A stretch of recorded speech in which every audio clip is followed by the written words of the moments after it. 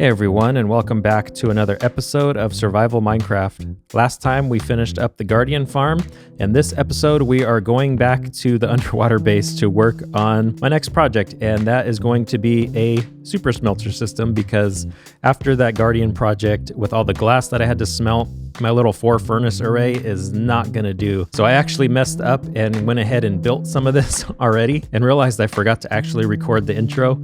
So I'm doing this all after the fact. So I just consider this a teaser to the super smelter system we have built so far. So hope you guys enjoy this episode. Now let's go back to the beginning of my clips that I have recorded and you guys can see the progress of this thing. I've been taking the last day to learn redstone and learn underwater redstone because you can't use redstone dust underwater or buttons or levers. You can't even use repeaters or comparators. So just to make a simple on and off switch, like instead of a lever, you have to use a note block into an observer, into a sticky piston, into a redstone block. So it ends up being a 4-block wide on and off switch, basically to turn your system on and off. This took me a while to figure out that I could do this because I thought you couldn't put redstone block on a sticky piston because it would just lock it open. But apparently some sort of redstone weirdness it just works. So I'm not going to question it. But say we needed to load this up, we can load this here. I can put stuff in it and then turn the system on. And this can go to however many furnaces I need it to. And the rest of the system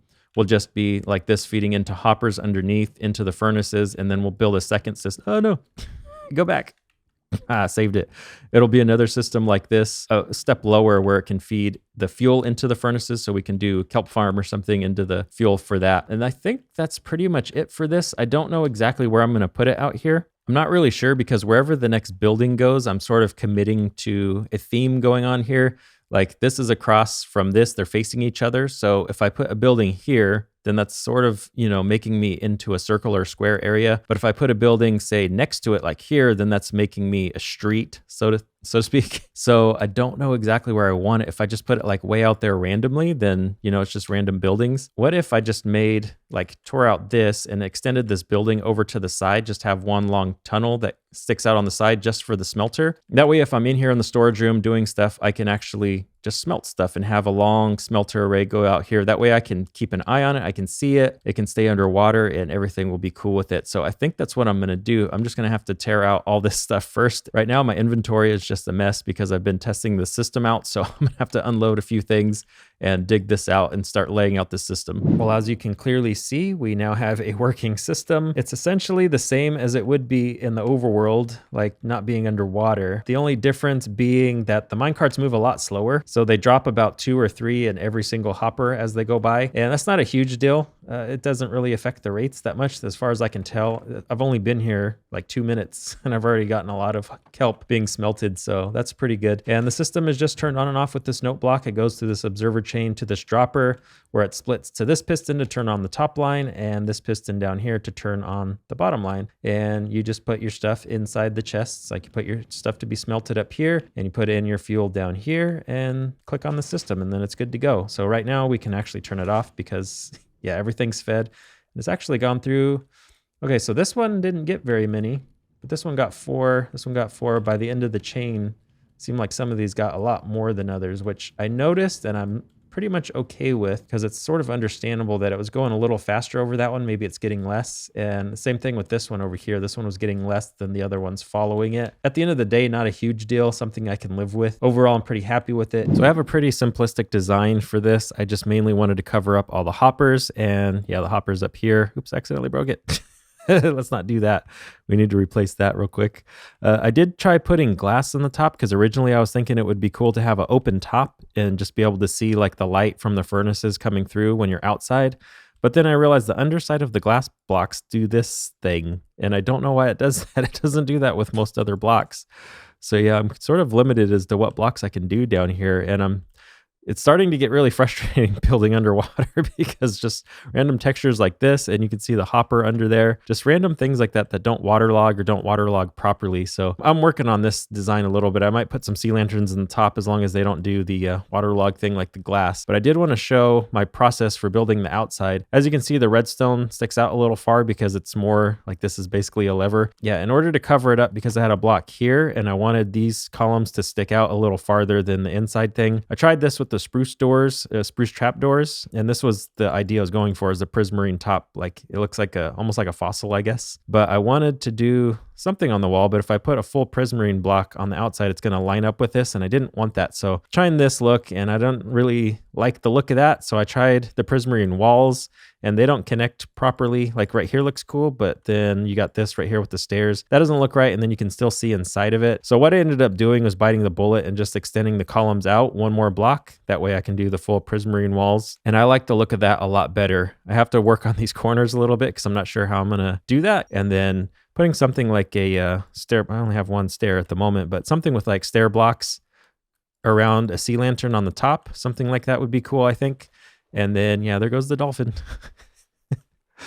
I'm actually worried about this all being underwater and in here because like with that dolphin, I wonder if mobs can get in here and if they'll hit the mine carts. Because if I'm down here and I hit a mine cart, it sort of just stops in place. So that's just something future we'll have to look forward to. Can I get out of here? I shouldn't be back here.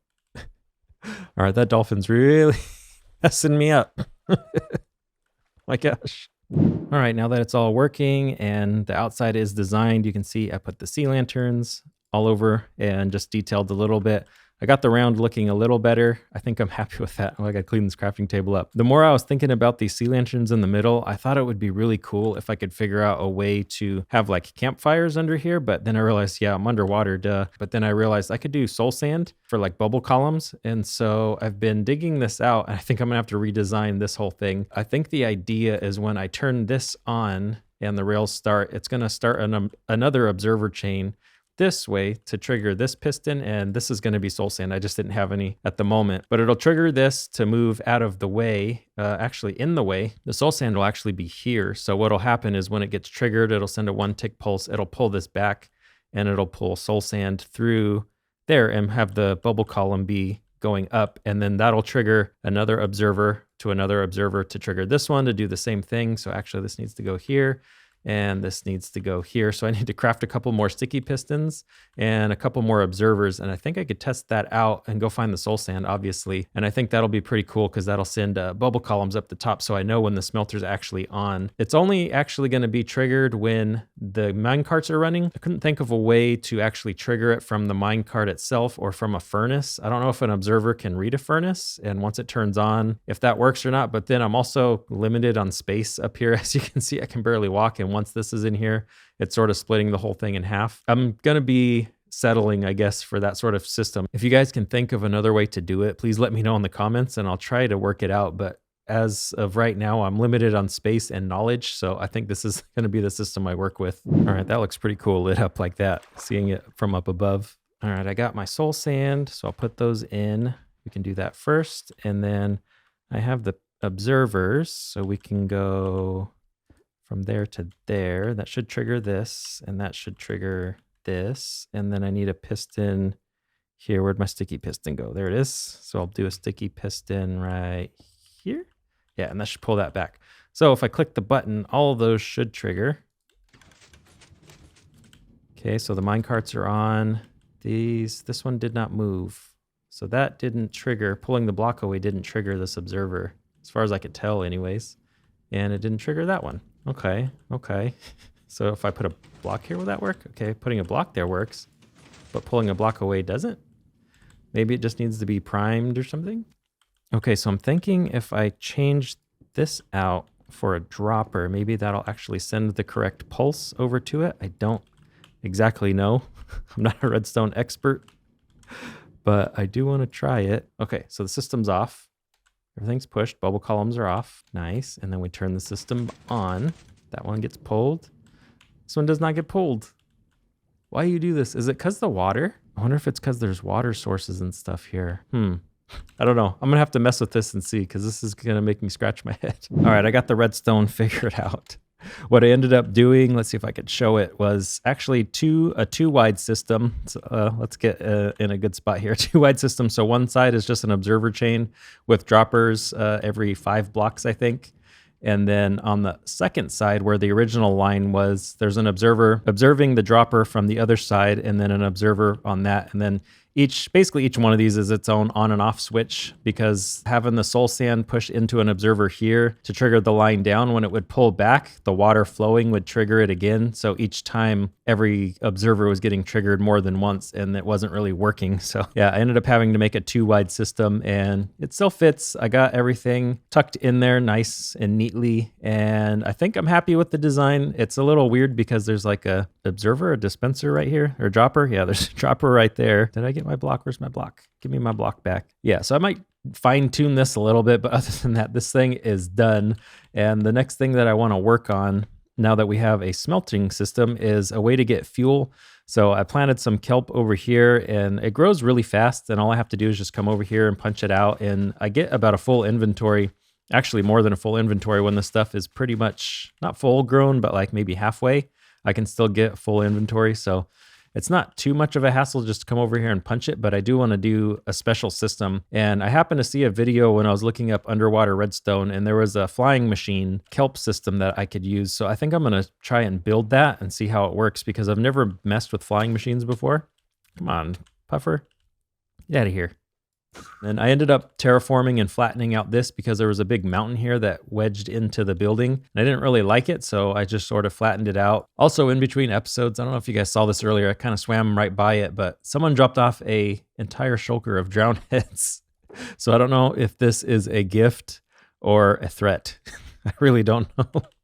And then Caitlin brought back the tridents from the prank that we did. I asked to have the tridents returned, so we got those back. So thanks, Caitlin, for that. And yeah, let's go ahead and get started with this kelp farm. All right, I found a tutorial by Dusty Dude on Minecraft. He had a completely underwater kelp system that he uses flying machines for, and his actually had an air block for the triggering system because his used a lever, but I just ended up using a note block instead because I wanted to keep this completely underwater with no air blocks.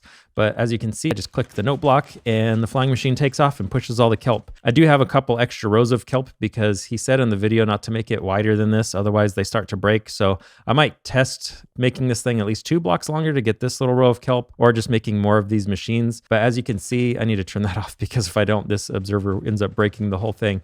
But it goes back there, hits against that obsidian block, turns around and comes back, and all the kelp floats to the top. So as far as where the kelp goes after it gets pushed to the top, I do want to create like a pipe system of some sort, maybe a hopper chain. It's going to end up at this place at the end, at the top of the smelter where the input chest is. And I want to have a way to turn it on and off. Like once the kelp is stored, it doesn't automatically go into the smelter until I tell it to. So I think I'm going to change this block here into a note block and have that trigger a hopper to be locked or unlocked to feed the kelp into the smelter down here. That way, if I want to smelt other stuff besides what's up in there, I can actually do that instead because, yeah, I don't always want to be smelting kelp. I want to be smelting some other stuff. So other than that, I think I'm done with the episode for now. I'm going to be out of town for a couple of days for my anniversary, and I want to get this video out before I leave. So I'm just going to go ahead and call it there. We'll be building a pretty cool building for this next time and connecting it to the smelter over there, and then start working on some other projects. So for now, I'll leave you with